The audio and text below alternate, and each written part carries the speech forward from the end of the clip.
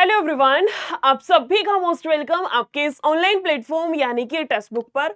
और इस वाली वीडियो के थ्रू हम लोग बात करने वाले हैं आपकी एक अगली वैकेंसी हरियाणा की, जिसमें कि मेरे ख्याल से आप सभी लोग एक उम्मीद लगा करके बैठे होंगे, खासकर कि वो स्टूडेंट्स जिनका कि ग्रुप सी का पेपर अच्छा नहीं हुआ, हरियाणा सीटी ग्रुप सी वाला एग्जाम अच्छा नहीं हुआ, या लग रहा है कि हमारा या तो एक हो सकता है कि जो वैकेंसीज में चाह रहे थे उनमें नाम नहीं आएगा, या फिर एक ये भी स्टूडेंट्स हो सकते हैं कि हमें लग ही नहीं रहा कि हमारा नाम भी आएगा, या कुछ स्टूडेंट्स ऐसे भी होते हैं जो कि एक बॉर्डर लाइन वाले होते हैं कि हाँ, नाम आ भी सकता है, नहीं भी आ सकता है। और एट प्रेजेंट मैं आपको बता रही हूँ, जितने भी हरियाणा सीटी वाले स्टूडेंट्स हैं, एस्पिरेंट्स हैं, सबका एक ही माइंडसेट है कि आपकी कट ऑफ कितनी जाएगी और मेंस के लिए किस किस का नाम आएगा, किस किस को बुलाया जाएगा, कौन कौन सी पोस्ट में किस किस स्टूडेंट का नाम आ सकता है।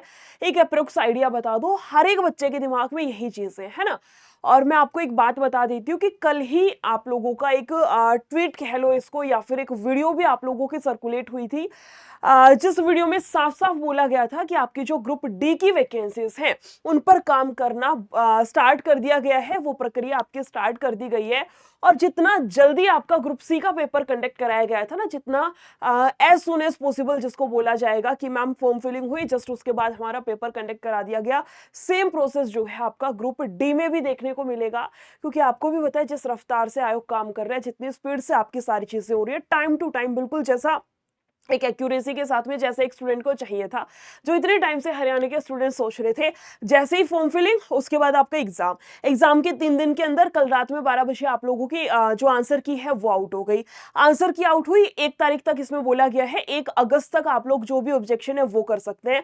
उसके बाद आपका रिजल्ट बोला गया है अगले महीने, अभी आपका जुलाई खत्म हो जाएगा, अगस्त के लास्ट तक बोला गया है आपका रिजल्ट आ जाएगा।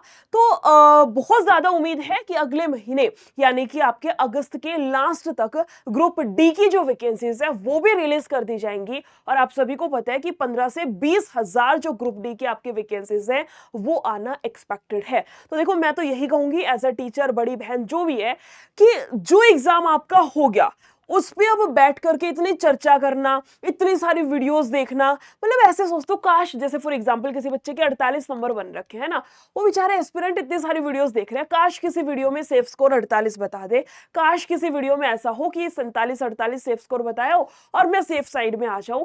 हर एक स्टूडेंट की सेम स्थिति है इस टाइम पर। और फिर दूसरा फंडा नॉर्मलाइजेशन वाला भी अटक रहा है, समझ ही नहीं आ रहा किसी भी स्टूडेंट को कितना इंक्रीज होगा, कितना डिक्रीज होगा, किस शिफ्ट का कितना क्या कुछ रहेगा।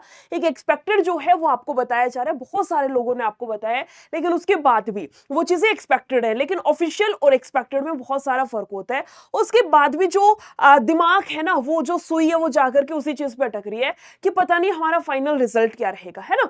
तो इन सब चीजों से थोड़ा सा अपना माइंड डाइवर्ट किया जा सकता है, क्योंकि जो पेपर आपका हो गया वो हो गया, जो आपका नॉर्मलाइजेशन, जो प्रोसेस आपका यूज होगा वो आपकी बात की चीजें है।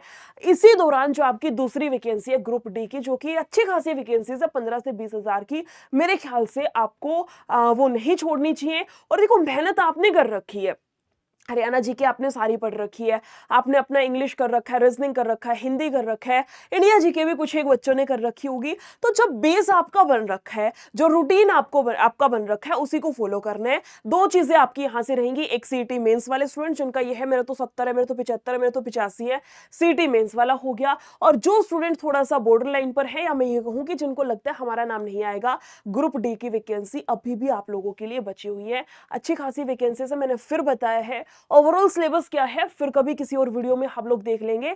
अभी बात करने वाले हैं कि मैथ्स का सिलेबस ग्रुप डी में आपका क्या रहने वाला है, किस किस तरीके से आपके क्वेश्चंस रहेंगे। और एक बात मैं आपको क्लियर कर दूं, ग्रुप डी की वैकेंसी है प्लस ये आपकी 10th बेस वैकेंसी रहेगी। 10वीं पास जितने भी अभ्यर्थी हैं जिनकी आयु 18 साल की हो चुकी है, वो लोग इस वाली वैकेंसी के लिए अप्लाई कर सकते हैं। You all are applicable. अब बात करते हैं कि मैथ्स का सिलेबस आपका किस तरीके से क्या कुछ रहने वाला है। बहुत लंबा चौड़ा सिलेबस नहीं है, लेकिन हाँ कुछ एक टॉपिक है वो भी बताऊंगी किस तरीके से क्या कुछ है। जो सिलेबस है बहुत ज्यादा हार्ड लेवल के क्वेश्चन उसमें से नहीं आएंगे। मैं अभी ना आपको एक सीरीज भी स्टार्ट कराने वाली हूँ बहुत जल्दी, हरियाणा सीटी ग्रुप डी के 2023 की जितने भी शिफ्ट हुई है ना, सारी शिफ्ट का सोल्यूशन मैं आपको स्टार्ट कराने वाली हूँ। मोस्ट प्रोबेबली कल से ही मैं स्टार्ट करा दूंगी, ठीक है। तो अभी एक बार फटाफट से देखते हैं सिलेबस कितना क्या कुछ हमारा दिया गया है। अगर बात की जाए, सबसे पहला टॉपिक आपका फ्रैक्शन एंड डेसिमल से, जिसमें पॉइंट वाले क्वेश्चंस आपके बनते होता है आप सभी को पता है। इसके बाद है आपका एलसीएम एचसीएफ हो गया, अनुपात और समानुपात, रेशियो एंड प्रपोर्शन। इसी के अंदर आपका पार्टनरशिप भी है। ये मत सोचना मैडम जी ने पार्टनरशिप नहीं बताया तो यहां से क्वेश्चन नहीं आएगा। हर शिफ्ट में एक क्वेश्चन पार्टनरशिप से देखा गया है लगभग, अच्छे से कर लेना। साझेदारी वाला टॉपिक जो है ना उसकी बात कर रही हूँ, उसी को पार्टनरशिप बोला जाता है। उसके बाद आपका परसेंटेज, प्रतिशत से क्वेश्चन पक्का बनता है। एवरेज से, औसत से क्वेश्चन आएगा ही आएगा। प्रॉफिट एंड लॉस से है। सिंपल एंड कंपाउंड इंटरेस्ट से मोस्ट प्रोबेबली जितना पीछे का डाटा देखा है, इस तरीके के क्वेश्चन साधारण ब्याज से ज्यादा पूछे गए हैं कि कोई धनराशि 3 साल में 8 गुना हो गई, कितने साल में अपने आप की 12 गुना हो जाएगी। इस तरीके के जो क्वेश्चन है ना, या मैं कहूँ कि बहुत ज्यादा कैलकुलेटिव क्वेश्चन नहीं पूछा गया। 2023 की मैं बात कर रही हूँ, उसके अकॉर्डिंग बता रही हूँ, ग्रुप डी का। ठीक है, या तो सिंपल इंटरेस्ट से एक क्वेश्चन आ जाएगा या कंपाउंड से आ जाएगा, या हो सकता है दोनों के मिले जुले रूप से एक क्वेश्चन आ जाए। जैसे पूछा जाता है कंपाउंड इंटरेस्ट और सिंपल इंटरेस्ट का 2 साल का अंतर, कई बार इनका 3 साल का अंतर पूछ लिया जाता है, वो वाले टॉपिक की मैं बात कर रही हूं। या हो सकता है दोनों को मर्ज करके एक ही क्वेश्चन पूछ लिया जाए, किसी भी तरीके से हो सकता है। बेसिकली हमें इंटरेस्ट पढ़ना है, ब्याज पूरा का पूरा कवर करना है। उसके बाद टाइम एंड वर्क से क्वेश्चन देखा गया। टाइम, स्पीड एंड डिस्टेंस से क्वेश्चन आ रहा है। अब उसमें हो सकता है ट्रेन से डाल दे, हो सकता है बोट एंड स्ट्रीम, नाव और धारा से क्वेश्चन डाला गया हो सकता है आपका जिसमें डिस्टेंस सेम दे रखा होता है, हम रेशियो लेकर के चलते हैं स्पीड का और टाइम का, इनवर्स प्रोपोर्शन, किसी भी रूप में हो सकता है। एक क्वेश्चन आपका यहां से देखा गया। डीआई से क्वेश्चन मैं ये नहीं कहूंगी हर शिफ्ट में देखा गया है इस तरीके से, लेकिन आपके सिलेबस में मेंशन है, इसको हम लोग अवॉइड नहीं करेंगे। लेकिन हाँ, इस तरीके से है कि इस टॉपिक को हम लास्ट के लिए छोड़ सकते हैं कि हम लास्ट में कर लेंगे, है ना। पहले होते हैं जहां से कंफर्म है क्वेश्चन बनेगा ही बनेगा, पहले उन टॉपिक्स को टारगेट करेंगे, और जिन पे सर्कल बना रही हूं ना, जिनसे आ भी सकता है क्वेश्चन, नहीं भी आ सकता है, और आएगा तो बहुत ज्यादा डिटेल में नहीं आएगा, बेसिक सा इजी सा क्वेश्चन आएगा, उनको हम लास्ट के लिए छोड़ लेंगे कि इनको लास्ट में जाकर के कवर करना है। ठीक है, मेंशुरेशन से एक क्वेश्चन पक्का आएगा। हो सकता है आपकी शिफ्ट में 2D का आ जाए, आपके किसी दोस्त की शिफ्ट में 3D से क्वेश्चन आ जाए, लेकिन मेंशुरेशन ऐसा चैप्टर है बेटा जो आपका एडवांस मैथ्स का है, लेकिन इतना इंपॉर्टेंट है, कोई भी एग्जाम हो, चाहे 10वें लेवल का एग्जाम हो, मेंशुरेशन से क्वेश्चन फंसता ही फंसता है। चाहे आप हरियाणा सीईटी ले लो, एक आपका एसएससी का ग्रुप डी इसका एसएससी जीडी का एग्जाम होता है, वो भी आपका 10वीं बेस है, उसमें भी एक क्वेश्चन मेंशुरेशन से आता है। तो मेंशुरेशन नहीं, एडवांस वाले खानदान का होते हुए भी इस वजह से क्वेश्चन पक्का आता है। उस तरीके का चैप्टर अच्छे से कर लेना। पार्टनरशिप आपका मेंशन भी कर रखा है, चलो अच्छी बात है, मुझे लगा अलग से नहीं दे रखा होगा। इंटरेस्ट आपका हो गया, ये यहां तक का तो हो गया था, पार्टनरशिप तक का। मिक्सचर एंड एलिगेशन से एक क्वेश्चन देखा गया है। 2023 की मॉर्निंग शिफ्ट 31 अक्टूबर की या 21 अक्टूबर की थी आई थिंक, है ना। मैं बता दूंगी, मैंने बताया ना अभी कि कल से ही आपको शिफ्ट वाइज सारा सॉल्यूशन कराना स्टार्ट कर रही हूं। उसके बाद आपका ग्राफ हो गया, ट्रिग्नो, अलजेब्रा, ज्योमेट्री। ये 3 चैप्टर ऐसे हैं जो आपको कंफ्यूज कर रहे होंगे कि मैम कहाँ ग्रुप डी के एग्जाम में ट्रिग्नो व्रिग्नो से क्वेश्चन आएगा। मैं आपको क्लियर कर देती हूँ, लिखा भी गया है। अलजेब्रा से अगर आते हैं तो फंडामेंटल ऑपरेशन से रहेगा आपका। अगर मैं कहूं ज्योमेट्री तो बेसिक ज्योमेट्री रहेगा। अगर ट्रिग्नो तो basic concepts of trigno and its application. यानी कि अगर मैं इन 3 टॉपिक्स की बात करूं तो ये 3 टॉपिक ऐसे भी नहीं है कि यहां से नहीं किया तो नंबर घटवा लोगे, आएगा ही आएगा क्वेश्चन, ऐसी बात नहीं है। इन तीनों टॉपिक में से प्लस एक आपका ग्राफ, इन चारों टॉपिक में से क्वेश्चन आ भी सकता है और नहीं भी आ सकता है। बाकी जो ऊपर लिखे ना मैंने आपके, जैसे आपका मेंशुरेशन हो गया पक्का आएगा, पार्टनरशिप से एक पक्का आएगा, मिक्सचर एलिगेशन से एक पक्का, सब जगह से एक एक क्वेश्चन आपका पक्का आएगा, वो वाला सीन है। इन टॉपिक से हो सकता है आ जाए और हो सकता है नहीं भी आए, लेकिन इतनी बात कंफर्म है, अगर आता है इन टॉपिक से क्वेश्चन तो बहुत ज्यादा डिटेल में नहीं पूछेंगे, इजी सा ही पूछेंगे। जैसे मान लो अलजेब्रा है, ए स्क्वायर माइनस बी स्क्वायर के कॉन्सेप्ट से कोई क्वेश्चन आपसे पूछ लिया जाए, है ना। जैसे वो आपको दे दे फॉर एग्जांपल कि वो दे दे आपको 5 का स्क्वायर, है ना, या वो ऐसे क्वेश्चन दे देगा 25 माइनस 9, है ना, और नीचे लिख देगा आपके पास में कितना 34 है। तो आप इसको सोल्व कर सकते हो मैडम, 25 को 5 का स्क्वायर माइनस इसको 3 का स्क्वायर, नीचे कितना है 34 है। ए स्क्वायर माइनस बी स्क्वायर होता है ए प्लस बी, ए माइनस बी, 5 और 3 8, ए माइनस बी करूंगी तो यहां से 2, नीचे कितना आएगा 34 आएगा, इसको काटूंगी तो 8/17 मेरा करेक्ट आंसर आ जाएगा। इस तरीके से कहने का मतलब बेसिक जो प्रॉपर्टीज है वहां से आपका क्वेश्चन बनेगा। ये था मैथ्स का सिलेबस। अगर चाह रहे हो मैम ओवरऑल सिलेबस की भी एक वीडियो बना दीजिए तो कमेंट सेक्शन में बता देना। मैं फिर कहूंगी सीटी जो ग्रुप सी वाला है, जो एग्जाम आपका हो गया जैसे हो गया, 10 वीडियो देखोगे तो भी आपका स्कोर उतना ही रहेगा, 2 वीडियो देख लोगे तो भी आपका स्कोर इतना ही रहेगा।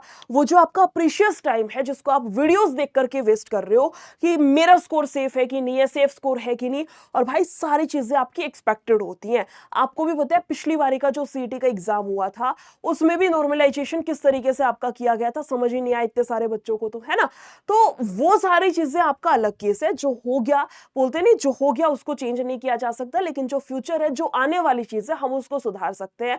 आने वाली वैकेंसी सीटी मेंस है आपका, ग्रुप सी वाला और ग्रुप डी का आपका, दोनों एग्जाम से इन पर फोकस कर लीजिए। जिनका बहुत अच्छा खासा स्कोर बन रहा है ऑफिशियल आंसर की के बाद, लाइक 85 आ रहा है, 83 आ रहा है, 80 आ रहा है, मेंस की तैयारी में जुड़े रहो। 70 75 जो भी आपका है, इवन ये भी है कि 55 56 के नियर बाय भी अगर आ रहा है तो किसी ना किसी वैकेंसी के लिए आपका नाम आ ही जाएगा, जिसमें आपका हरियाणा पुलिस कांस्टेबल हो गया, आपका क्लर्क हो गया, इन सब के लिए, है ना। तो सीटी मेंस प्लस ग्रुप डी दोनों को टारगेट लेकर के चलना है। और अब मैं आपको बता देती हूँ, आपको नीचे यहाँ पर एक पट्टी भी दिख रही होगी और आप में से बहुत सारे स्टूडेंट्स को पता भी होगा, वो ये है कि टेक्स्ट बुक के जितने भी बैचेस थे सभी बैचेस को मर्ज कर दिया। मर्ज का मतलब सभी बैचेस को जोड़ दिया।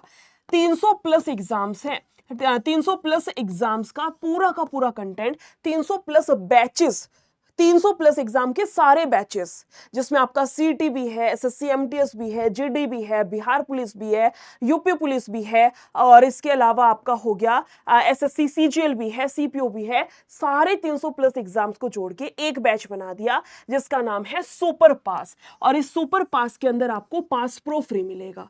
पास प्रो जो है वो आपको फ्री मिलेगा।